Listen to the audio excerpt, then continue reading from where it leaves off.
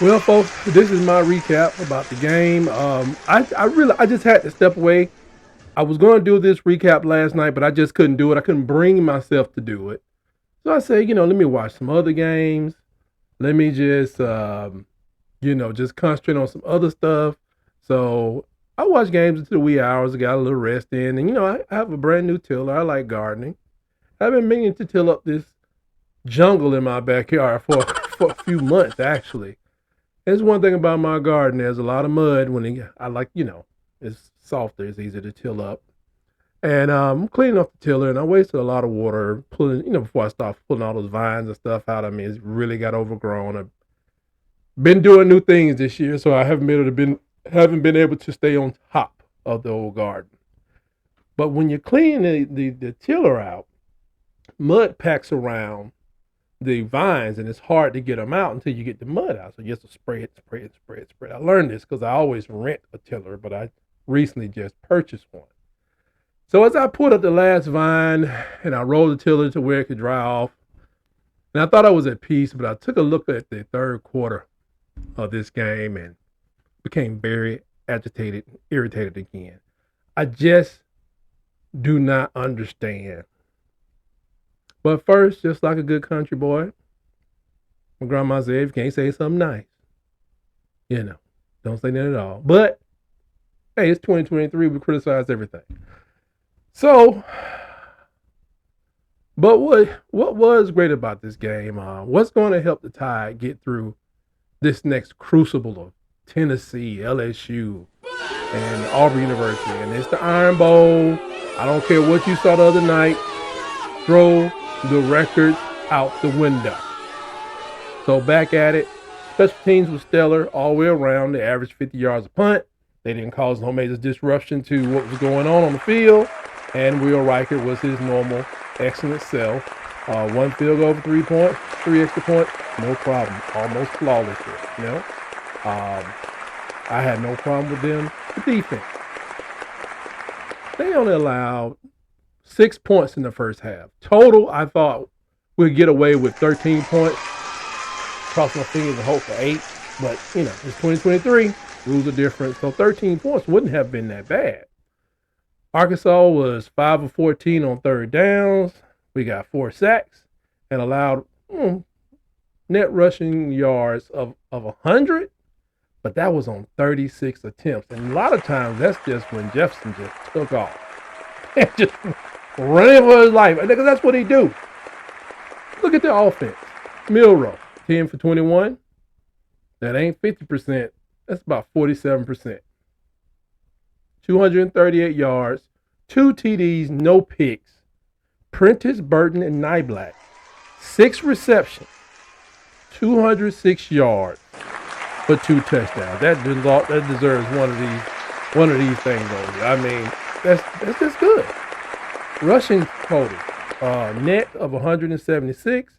McClellan, 16 rushes, 16 carries for 83 yards. Williams, 7 carries for 68 yards. Folks, that's almost 10 yards a carry. And for McClellan, even though he touched the ball more, that's still 5 yards a carry. You run one and you run the other, you have a first down. But something wasn't right. The game was, something wasn't right. You could see the game, and it was, we were struggling. It's like, where is this struggle coming from? And then the commentators, they wouldn't help. It's just everything. I don't know what Milrose, his decision making. He's the, they act like this guy is Terry Bradshaw back in '78. Terry's on the field. Guy runs in a sequence, and Terry has like 3 to 4 plays he can call in the huddle. That's how they did it back in the '70s, folks, just in case you don't know. That ain't today. Milrow, he ain't calling no shots out there. He's executing what you give him to execute. And what I saw, It just something was stinking. Something just made me just calm down. It's just children watching. I'm okay. I'm okay. I just couldn't figure it out. And then one of the commentators said, "For the life of me, I don't know why Alabama is not running the ball." Aha, aha, aha. That's when it hit me. And there it was. Coach Reese, you are the mud that is preventing Coach Saban from fully implementing the process. That's what you are. In the third quarter, Alabama ran the ball for the first half of that quarter. I mean, they ran it effectively. They were ripping them too. Right in the middle, not sweeps, not tosses. I mean, right at them. I saw a couple of traps. I saw some powers. I don't even think we did a counter. It was just right at them. And they didn't want no more. Halfway through the third, they was like, man, these linebackers going to have to get with them. They ain't going to beat me. And then I guess him got scared. I don't know what happened. It's like Coach Reese said, we only got 3 points in all that action. I want more points. We great. We better than this. I want more.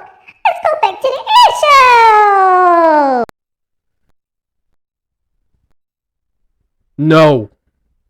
No, man. No, stop doing that.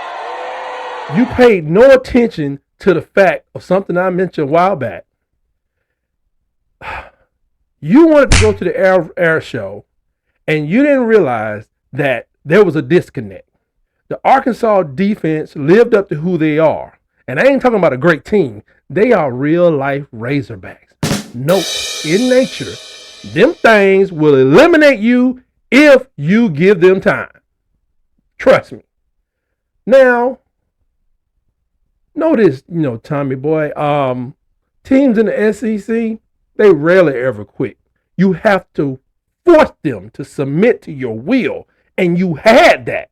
But what did you do?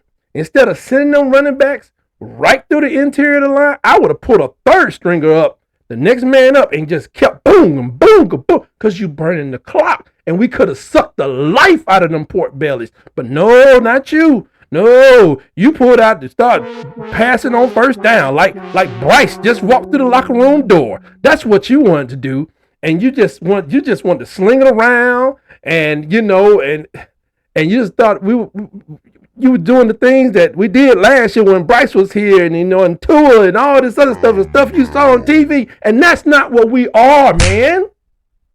We were lucky the defense only gave up another 15 points, Tommy boy. You didn't help the defense beat them best selves.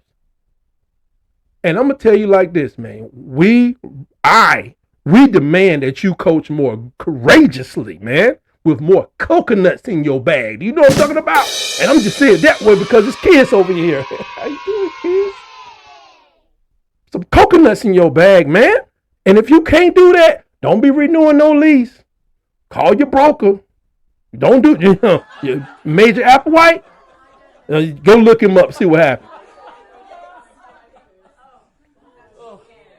Be ineffective as you want to. Be ineffective on your own time. Because I know being a part of that program in Indiana, you probably never learned the yin and yang that exists between defense and offense on both sides of the ball. However, I'm sure this morning, all week, Coach Saban will get that torched into your soul and psyche. However, will you remember this, man? Will you remember it when you're up by 8 points that it's okay to run the ball? Will you remember that it's not golf and there's a clock in football that has to be managed? Will you remember to run the ball because the other 20 guys that play defense are prone to make mistakes from time to time, a mistake or two, and that their mistakes are greatly magnified and multiplied when your offense can't make first downs or burn off the clock.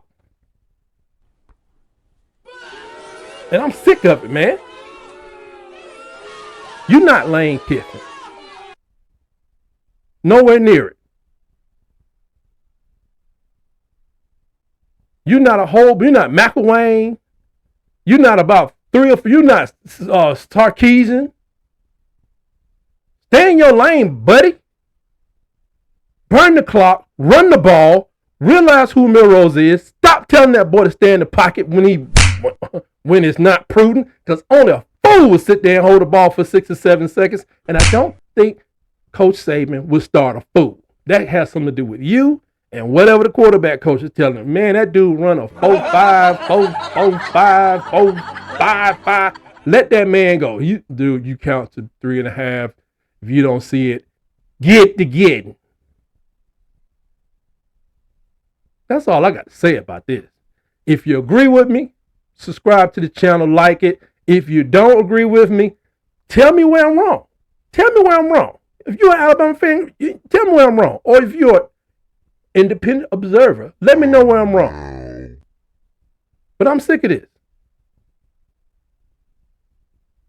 Because if you've been watching long enough, you know bad things are ahead of us if these kind of things persist. They gone. Bryce gone. Tua gone. Matt gone. McCarron out of here. They're more prolific throwers. You're dealing with something else. We're dealing with ball control. Get your line together. Let them boys crush and mash. Stop calling off the dogs. Remember what Beast Mode said. Sometimes you just got to run through somebody's face.